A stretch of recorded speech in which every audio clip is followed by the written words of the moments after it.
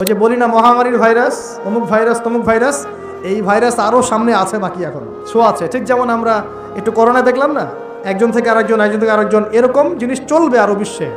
আর এখনকার নতুন রিসার্চ হচ্ছে ওই সাইবেরিয়া অঞ্চলের যে বরফগুলো আছে না, ওর নিচে এই 1 লাখ বছর, 1.5 লাখ বছর, 2 লাখ বছর আগের ভাইরাসগুলো নতুন করে জায়গা শুরু করেছে এখন। হ্যাঁ, এগুলো বিজ্ঞানীরা বলছেন যে এগুলো আবার কোন দিন জানি পৃথিবীতে আত্মপ্রকাশ করা শুরু হয়। সব কিছুই ঘটবে। বিশ্বটার খুব রহস্য আছে, বিশ্বটার অনেক রহস্য আছে। আল্লাহ পাক এগুলো খেলার ছলে সৃষ্টি করেন নাই, পরীক্ষা। লিয়াবলুয়াকুম আইয়ুকুম আহসানু আমালা, আল্লাহ পাক বলেছেন। এরপরে ইয়াজুজ আর মাজুজের সব প্রজাতি মারা যাবে।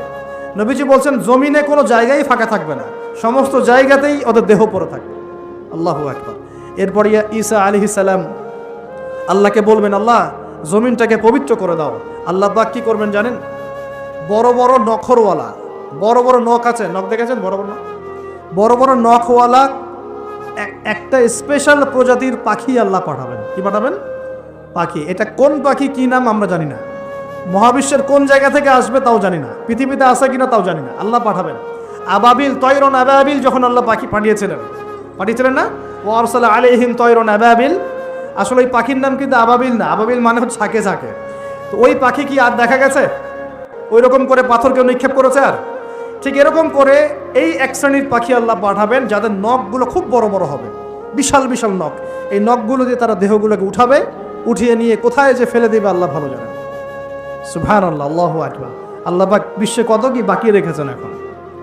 এরপরে আল্লাহ পাক কি করবেন জানেন? আল্লাহ পাক বৃষ্টি বর্ষণ করবেন। এত বেশি বৃষ্টি হবে, এত বৃষ্টি হবে, জমিন ধুয়ে পরিষ্কার হয়ে যাবে। হাদিসে আসছে জমিন একদম চকচক করবে, জমিটা পরিষ্কার হয়ে চকচক করতে থাকবে। এরপরে কারণ ওই ভাইরাস তো ধুইতে হবে না, ভাইরাসকে ধুয়ে সাফ করতে হবে। তারপরে ঈসা আলাইহিস সালামের সময়ে বলা হচ্ছে, তার সময়ে একটা ডালিম দেখেছেন কিনা? আনার ডালিম, এই ডালিমের যে খোসা হয় না, এই ডালিমের খোসার নিচে একটা পুরো পরিবার আশ্রয় নিতে পারবে। কি বুঝলেন? এত বড় বড় ফল হবে, এত বরকত হবে জমিনের মধ্যে। কখন বরকত হয়? যখন একটা জনপদের অধিবাসীরা আল্লাহর সামনে আত্মসমর্পণ করে, তখন আল্লাহ বরকত দেন। আমরা কি আত্মসমর্পণ করছি? এই জন্যই তো অর্থনৈতিক মন্দা চলছে। এমনি নাকি? সুদ খাচ্ছেন, দিব্যি ঘুষ খাচ্ছেন, দুর্নীতি করছেন, জেনা করছেন, মানুষের সম্পদ আত্মসাৎ করছেন, মাপে কম দিচ্ছেন, আবার নামাজও পড়ছেন, মাশাআল্লাহ। তো বরকত কোত্থেকে আসবে? তো বরকত কখন আসে? যখন একটা কম আল্লাহর সামনে সম্পূর্ণ আত্মসমর্পণ করে। একটা ডালিম হবে, এটা রূপকথা নয়, এগুলো গান গল্প বলছি না। এই প্রতিটা কথা আল্লাহ পাকের ওহী থেকে আসছে, এর একটা কথাও মিথ্যা হবে না ইনশাআল্লাহ তাআলা। বিশ্ববাসীরা দেখবে একটা ডালিমের নিচে একটা পরিবার আশ্রয় নিতে পারবে। এত স্পেসিফিকলি বলা হয়েছে হাদিসগুলোতে। নবী সাল্লাল্লাহু আলাইহি ওয়াসাল্লাম বলেছেন যে 10 জন ঘোড়সওয়ার, কয়জন ঘোড়সওয়ার? 10 জন ঘোড়সওয়ার বের হবে ইমাম মাহদির সময়, যারা খোঁজ নিতে যাবে যে দেখি দাজ্জাল বের হয়েছে কিনা। ঘোড়ায় করে খোঁজ নিতে যাবে, দেখি দাজ্জাল বের হয়েছে কিনা। ওই 10, নবীজি বলছেন আমি ওই 10 জনের নামও জানি, ওদের বাবার নামও জানি। সুবহানাল্লাহ, এত স্পেসিফিক জ্ঞান দেওয়া হয়েছে আল্লাহর পক্ষ থেকে নবী সাল্লাল্লাহু আলাইহি ওয়াসাল্লামকে। তার হাদিস থেকে বলছি যে ডালিমের নিচে পরিবার আশ্রয় নিতে পারবে। তো অনেকে হয়তো হাসবে, কি বলে একটু উল্টা পাল্টা কথা, তাই না? নাস্তিকরা মনে করতে পারে যে হাসবে, আরে হাহারি এক দিয়ে রেখে দেবে। এখন মানুষ ফেসবুকের মতো চিন্তা করে, ফেসবুকের মতো হাসে, ফেসবুকের মতো কাঁদে। মানুষ এখন রোবটিক হয়ে গেছে। ঠিক আছে, আচ্ছা। তো এরপর কি? এরপরে বরকতের এই সময়টা শেষ হয়ে যাবে কখন? যখন মানুষ আবার সেই জেনা, পাপ, শিরিক, কুফর এগুলোতে লিপ্ত হবে। আল্লাহ রাসূল বলছেন এমন একটা মানুষও বাকি থাকবে না, একটা মানুষও না যে খালি লা ইলাহা ইল্লাল্লাহ কালিমাটা পড়তে জানে, এমন একটা মানুষও বাকি থাকবে না। বলেন নাউযুবিল্লাহ। ওরা হবে এই পৃথিবীর সবচেয়ে নিকৃষ্ট মানুষ। যখন দেখবেন মসজিদের মধ্যে হট্টগোল হচ্ছে, দিনের মাহফিলগুলোর মধ্যে হট্টগোল হচ্ছে, বুঝে নেবেন কিয়ামত কাছাকাছি। কি বুঝে নেবেন? কিয়ামতের যতগুলো লক্ষণ আছে তার মধ্যে এটাও একটা, যে মসজিদগুলোতে শোরগোল, হট্টগোল বেড়ে যাবে। বাড়ছে না দিন দিন?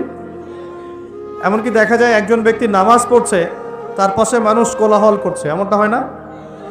এতে সেই ব্যক্তিরও নামাজে ডিস্টার্ব হয়, তারও নামাজ নষ্ট হয়, আর যে তাকে ডিস্টার্ব করছে ওর নামাজ তো আগেই নষ্ট হয়ে গেছে। তো নবী সাল্লাল্লাহু আলাইহি ওয়াসাল্লাম অনেক দিন আগেই বলেছেন, 1400 বছর আগেই, যখন মসজিদগুলোর মধ্যে হট্টগোল বেড়ে যাবে, তখন ধরে নিবে যে কিয়ামত কাছাকাছি চলে এসেছে। আর মসজিদগুলো হবে চাকচিক্যময়, চকচকা, দেখে মনে হচ্ছে তাজমহল। মসজিদগুলো হবে চাকচিক্যময়, কিন্তু মসজিদ থেকে হেদায়েত উঠে যাবে। এমনও হাদিস এসেছে, মুসল্লিরা মসজিদে নামাজ পড়বে, জামাতে নামাজ পড়বে, কিন্তু ওই মুসল্লিদের মধ্যে একজন প্রকৃত ইমানদার মানুষ খুঁজে পাওয়া যাবে না। এমনও হাদিস এসেছে, যদিও হাদিসগুলো সব জায়গায় বলতে পারি না আমরা। এমনও হাদিস এসেছে যে মসজিদে মুসল্লিরা নামাজ পড়বে, কিন্তু মুসল্লিদের মধ্যেও একজন প্রকৃত ইমানদার মানুষ খুঁজে পাওয়া যাবে না। আপনারা হয়তো মনে করছেন সেই যুগ অনেক দেরি আছে, আমরা দেখছি সেই যুগ চলে এসেছে। ইবাদত বন্দেগীর জীবনে এখন মানুষ নামাজি হয়েছে, আর অর্থনৈতিক জীবনে গিয়ে সুদখোর হয়েছে, হয় নাই? ইবাদত বন্দেগীর জীবনে মানুষ নামাজ পড়ছে, মাশাআল্লাহ, রোজা রাখছে, জাকাত দিচ্ছে না, অন্যের হক দিচ্ছে না, প্রতিবেশীর হক দিচ্ছে না, আত্মীয়র হক দিচ্ছে না, নিজের সম্পত্তির সুষ্ঠু বন্টন করছে না, ভাই বোনকে সম্পত্তি দিচ্ছে না। এমন হচ্ছে না? নামাজ কিন্তু ঠিকই আছে, নামাজ মানুষ পড়ছে, নামাজ পড়ার পরেও মানুষ কবিরা গুনাহ করছে কিনা, নামাজ পড়েও মানুষ মাপে কম দিচ্ছে কিনা, তো একটু বোঝেন, আলোচনা অনেক গভীরে যাবে। প্রিয় ভাইয়েরা, আমরা যদি অন্যের দায়িত্ব নেওয়ার মনোভাব রাখি যে আমি নিজেও খাবো, আমার প্রতিবেশীকে খাওয়াবো, আমার আত্মীয়দেরকে খাওয়াবো, এবং আমি অপচয় করব না, আমার খাবার যতটুকু হয়ে যায় এতটুকুতে তুষ্ট থাকবো, বাকিটা আমি দান করব, সদকা করব। রমজানে যদি এরকম করতে না পারেন, রমজানে আপনাদের ভয়াবহ বিপদ অপেক্ষা করছে। বলতে পারেন যে ভবিষ্যৎবাণী করে গেল নাকি? দেখেন না কি হয়, কথাটা আগে শোনেন তো, কথাটা শুনে আগে দেখেন তো কি হয়। ইসলামিক সলিউশন কি? অন্যের পাশে দাঁড়ানো। ইসলামিক সলিউশন কি? অপচয় কমানো। ইসলামিক সলিউশন কি? জাকাতগুলো দেয়া। যখন ধনীরা জাকাতগুলো দেয়া শুরু করবে, তখন দরিদ্রর পেটে গিয়ে ভাত পড়বে। ধনীদের সম্পদে যে জাকাত আছে, এই জাকাতগুলো যখন আপনারা সুষ্ঠুভাবে বন্টন করবেন, তখন গরিবের পেটে ভাত পড়বে। শুধু এইসব তন্ত্র মন্ত্র আর খাতা কলমের ইকোনমিক্স দিয়ে সমাজে শান্তি প্রতিষ্ঠা হবে না। খাতা কলম বইপত্রের অর্থনীতি দিয়ে সমাজে শান্তি প্রতিষ্ঠা হয় না, বরং সমাজে কি হয়? পুঁজিবাদ হয়। পুঁজিবাদ কি জিনিস? ধনী দিন দিন ধনী হতে থাকবে, এক শ্রেণীর মানুষের কাছে ধন সম্পদ কেন্দ্রীভূত হতে থাকবে, এক শ্রেণীর নির্দিষ্ট একটা শ্রেণীর কাছে ধন সম্পদ কুক্ষিগত হতে থাকবে, বাকিতে রক্ত চুষে চুষে এরা বড়লোক হবে। এখন এই সবার রক্ত চোষা সুদভিত্তিক অর্থনীতি চলছে সারা বিশ্বে। এগুলো খাতা কলমের অর্থনীতি। বাস্তবের অর্থনীতি এমন হওয়া উচিত, ধনী যারা আছেন তাদের সম্পদের যে জাকাত আসবে, এই জাকাতটা দরিদ্রদের মধ্যে বন্টন করতে হয়। যদি এটা করতে পারতেন, সমাজের সবাই 3 বেলা খেতে পারতো, না খেয়ে মরতো না কেউ। কে শুনবে কার কথা? এগুলো তো বললেও সমস্যা, করলেও সমস্যা। কারণ আমরা বললে হয়ে যাব ধর্মান্ধ, আর যদি মুসলিমরা করে তারা হয়ে যাবে সন্ত্রাসী। আশ্চর্য একটা অবস্থা। সারা বিশ্বে যারা একনিষ্ঠভাবে ইসলাম পালন করতে চায়, ওদেরকে সারা বিশ্বে মৌলবাদী বলে প্রচার করা হয়েছে। অথচ সমাধান কিন্তু এখানেই। এই যে আমার হাতে যে কিতাবটা দেখছেন, এই কিতাবের মধ্যে আল্লাহ পাক সমস্ত বিষয়ের সমাধান নাজিল করেন নাই? এটা মুখে বলছি আমরা, ঠিক। কয়জন বিশ্বাস করে কথা? কয়জন সত্যি মন থেকে বিশ্বাস করে যে আল কোরআনুল কারীমে সত্যি সত্যি আল্লাহ পাক সমস্ত বিষয়ের সমাধান নাজিল করেছে? আজকে জুমার দিনে সূরা কাহফ পড়তে হয়, তাই না? এই সূরা কাহফের 54 নম্বর আয়াতে, কত নম্বর? 54 নম্বর আয়াতে আল্লাহ পাক বলছেন, ওয়ালাকাদ সাররাফনা ফি হাযাল কুরআন লিন-নাস মিন কুল্লি মাসাল। আল্লাহ বলেছেন, দেখে নিন, আল্লাহ বলছেন নিঃসন্দেহে, নিঃসংকোচে, অবশ্যই আমি এই কোরআনের মধ্যে শুধু মুসলিমদের জন্য নয়, পুরো মানব জাতির জন্য সমস্ত বিষয় ব্যাখ্যা করেছে। আল্লাহ পাক বলেছেন শুধু মুসলিমদের জন্য, পুরো মানব জাতির জন্য যত বিষয় প্রয়োজন আমি আল্লাহ এই কোরআনের মধ্যে ব্যাখ্যা করেছি। কে বলেছেন? আল্লাহ কি মিথ্যা কথা বলেন? তার রাসূল কি মিথ্যা কথা বলেন? তাহলে আমাদের মানতে সমস্যা কোথায়? মানতে কি সমস্যা? এই যে বললাম, যদি আমরা ইকোনমিক সেকশনে সমৃদ্ধি চাই, একটা স্টেবিলিটি চাই, অবশ্যই জাকাত ইম্পোজ করতে হবে। জাকাত ছাড়া অর্থনৈতিক সাম্য আসবে না। মনে করেন বাংলাদেশে মনে করেন যে 1 কোটি মানুষের উপরে জাকাত ফরজ। কথার কথা বলছি, কথার কথা। এই 16 কোটি 20 কোটি মানুষের মধ্যে মনে করেন 1 কোটি মানুষের উপর জাকাত ফরজ হয়েছে। আছেন এমন মানুষ? জাকাত মানে কি? কত পার্সেন্ট দিতে হবে? সম্পদের 2.5%। 100 টাকায় 2.5 টাকা, এই তো। আচ্ছা, এখন 1 কোটি টাকায় এই টাকাটা কি ছোট না বড়? আর এটা একজনের হিসাব করলাম, যদি এরকম আমি 1 লাখ মানুষের হিসাব করি কত টাকা আসবে? এই টাকা দিয়ে আপনি কি করতে পারবেন? নিঃসন্দেহে আপনি দরিদ্র মানুষের সেবা এটা কাজে লাগাতে পারবেন। জাকাতের যে 8টা খাত আছে না? কটা খাত? 8টা খাতে সুষ্ঠু বন্টন করলে দেখবেন সমাজে একটা গরিব মানুষও থাকবে না ইনশাআল্লাহ, সবাই খেয়ে পরে বাঁচবে ইনশাআল্লাহ। এই কাজটা করবে কি? কে উদ্যোগ নেবে? আচ্ছা, এই জাকাত কি শুধু 1 বছরই আসবে না প্রতি বছর আসবে? এই জিনিসগুলো বুঝতে হয়। ইসলাম শুধু আমরা এই গতানুগতিক মুখস্থ করে পড়লেই হবে না, কোরআন সুন্নাহকে বাস্তবে প্রয়োগ করতে হবে। আল্লাহ পাক সে তৌফিক দান করুন। রমজান মাসে অবশ্যই অপচয় কমিয়ে দিবেন, প্রতিবেশী আত্মীয়দের খোঁজ নেবেন, নিজের যতটুকুতে হয়ে যায় এর বেশি খরচ করতে যাবেন না, অন্যের জন্য ওটা সাদকা করে দিবেন, সদাকা করে দিবেন। আর কি করবেন? জাকাত দিবেন। জাকাত দিলে আরও 10-20টা মানুষ না খেয়ে মরবে না, ওরা খেয়ে পরে বাঁচবে ইনশাআল্লাহ। এর উপর আছে সাদাকাতুল ফিতর, আছে না? সাদাকাতুল ফিতর আমরা দিই। এগুলো আল্লাহ পাক কেন দিয়েছেন? এগুলোকে আল্লাহ পাক শুধু ইবাদতের জন্যই দিয়েছেন? এগুলো করলে তো নেকি হয়, আল্লাহ সন্তুষ্টি পাওয়া যায়, দুনিয়াতেও সাম্যের অর্থনীতি প্রতিষ্ঠা হয়, এই কারণে দিয়েছেন। আল্লাহ পাক এমনি এমনি দিয়েছেন নাকি? এই যে আপনি 5 ওয়াক্ত নামাজ পড়ছেন, নামাজ পড়লে তো নেকি হচ্ছেই, আধ্যাত্মিকত্ব পাচ্ছেন, আল্লাহ সন্তুষ্টি পাচ্ছেন, আপনার শরীরও ভালো থাকবে ইনশাআল্লাহ, থাকবে না? আপনি অজু করছেন, অজু করলে নেকি হয় না? গুনাহ ঝরে যায় না? একই সাথে আপনি বিভিন্ন রোগ ব্যাধি থেকে বেঁচে থাকবেন ইনশাআল্লাহ। আপনি পরিষ্কার পরিচ্ছন্ন আছেন। প্রত্যেকটা কাজের পিছনে দুনিয়াবি উপকারিতাও কি আছে? আছে না? এই জাকাত ভিত্তিক অর্থনীতির মধ্যে এই দুনিয়াবি উপকারিতা আছে। আপনি আমি বলে আছে এই যে ট্রল নিয়ে, সমালোচনা নিয়ে, একে অপরের গীবত নিয়ে, কে কার পিছনে লাগবে, কে কাকে অনলাইনে ধুয়ে দিবে, এগুলোই কাজ হয়ে যাচ্ছে দিন দিন।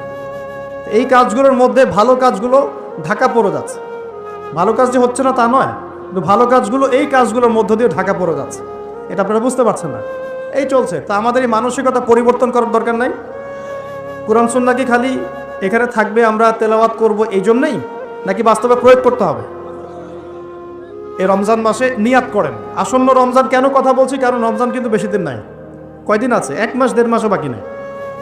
আপনাকে প্ল্যান করতে হবে, আধ্যাত্মিক পরিকল্পনা করতে হবে যে রমজান সামনে আসছে, এই রমজানে ইনশাআল্লাহ আমি আল কোরআন পুরোটা খতম দেবো ইনশাআল্লাহ। রমজান মাস আসার আগেই 5 ওয়াক্ত নামাজ আমি শক্ত করে ধরবো, যেন রমজানে আমি 5 ওয়াক্ত নামাজ জামাতে পড়তে পারি। রমজান মাস আসার আগেই কোরআন তেলাওয়াত যদি করতে না জানি, তেলাওয়াত করা শিখে নিতে হবে ইনশাআল্লাহ।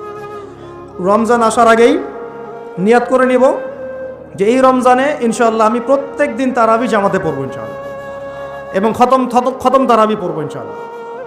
রমজান মাসে যারা কোরআন আরবি জানি টুকটাক আমরা ভাঙ্গাচোরা, আমরা কোরআনটাকে শুরু থেকে শেষ পর্যন্ত অর্থসহ পড়বো ইনশাআল্লাহ। রমজান মাসে প্রত্যেক দিন কমপক্ষে একজন মানুষকে আমি ইফতার করাবো ইনশাআল্লাহ। রমজান মাসে আমি আমার জাকাতগুলোকে দিয়ে দিব ইনশাআল্লাহ। রমজান মাসে বেশি বেশি দান সদকা করবো ইনশাআল্লাহ। রমজান মাসে বেশি বেশি তাসবিহ তাহলিল হবে, জিকির আজগার হবে, আল্লাহর কাছে দোয়া করব, রোজা রেখে সমস্ত হারাম পাপ থেকে বেঁচে থাকবো ইনশাআল্লাহ। রমজানে শুধু সৎ কাজের আদেশ করব, অসৎ কাজে নিষেধ করব, নিজে আমল করব, পরিবারে প্রতিষ্ঠা করবো ইনশাআল্লাহ। প্রত্যেক দিন 5 ওয়াক্ত নামাজ হবে, প্রত্যেক দিন মসজিদে নামাজের পর তালিম হবে ইনশাআল্লাহ। এভাবে পুরো রমজানটাকে উৎসবের উৎসাহে অতিবাহিত করার নিয়াত আগে করতে হবে। আল্লাহ পাক তৌফিক দান করুন। তো এখানে সবচেয়ে বড় বাধাটা হয় দুনিয়াবি ব্যস্ততা। এই জন্য রমজানের আগেই দুনিয়াবি ব্যস্ততাগুলো কমিয়ে আনতে হবে। চেষ্টা করবেন বড় বড় যে বাজারঘাটগুলো আছে এগুলো আগেই করে ফেলার। আর আমি তো বলেই দিলাম যে দাম কিন্তু ওই সময় বাইরে যাবে, যদি এখন সামর্থ্য থাকে করে ফেলেন, সামর্থ্য থাকলে করে ফেলেন। আর যাদের সামর্থ্য কম তাদের জন্য কি হবে, পুরো দেশব্যাপী সামাজিকভাবে, যেমন এটা একটা সংগঠন আপনাদের না, এই এরকম সংগঠন যেগুলো আছে নন প্রফিটেবল এবং non political organisation, both political and non political, সমস্ত অ্যাসোসিয়েশনগুলোর উদ্যোগে বা ফাউন্ডেশন অ্যাসোসিয়েশন যেগুলো আমরা করি ছোটোখাটো, এগুলোর উদ্যোগে ইফতার বিতরণ প্রজেক্ট করতে হবে। পারা যাবে ইনশাল্লাহ। যে যাদের সামর্থ্য আছে সামর্থ্যবানদের টাকা পয়সাগুলো কালেক্ট করে যারা দুস্থ দরিদ্র অসহায় মানুষ তাদের বাসায় বাসায় 1 মাসের বাজার পৌঁছে দিতে হবে ইনশাআল্লাহ। পারা যাবেন ইনশাআল্লাহ। এই কাজগুলোর মধ্য দিয়ে দেখবেন আল্লাহর রহমত বরকত নেমে আসছে ইনশাআল্লাহ। এই যে বললাম 5 কোটি মানুষ কিন্তু কম নয়, ওদেরকে খাওয়াতে হবে, তো খাওয়াতে হবে না? তাহলে এই আমাদের খাবারটাকে বন্টন করে ভাগ করে নিতে হবে। নিজের খাবারটা সবার সাথে কি করতে হবে, ভাগ করে নিতে হবে। এটা কি ইসলামের সৌন্দর্য না? এটা আল্লাহর হুকুম না?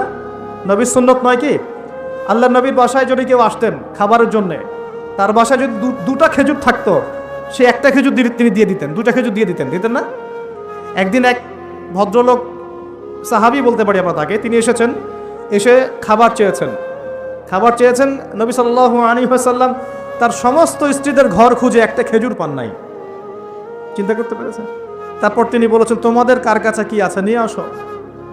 এরপর নবী সাল্লাল্লাহু আলাইহি ওয়াসাল্লামের সাহাবীরা যার ঘরে যা ছিল অল্প অল্প করে নিয়ে আসা শুরু করলো।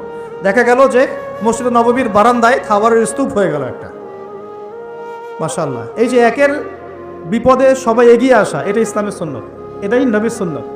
রমজান মাসে এই জিনিসটা চর্চা করতে হবে, আল্লাহ পাক তৌফিক দান করুন। আর রোজা রেখে ভুলেও গীবত, তহমত, সমালোচনা এগুলো করতে যাবেন না। রোজা রেখে কথাই বেশি বলবেন না, খালি জিকির হবে, তেলাওয়াত হবে, আল্লাহর কাছে দোয়া হবে, ইস্তেগফার হবে। কথা কম, কথা বললেই বিপদ, কথা 10টা কথা বলবেন, 2টা গীবত করতেই হয় না? আর গীবত করতে মজা লাগে, কেউ আজকে একটু উস্কাই দিলেই বাস গীবত করতে মজা লাগে।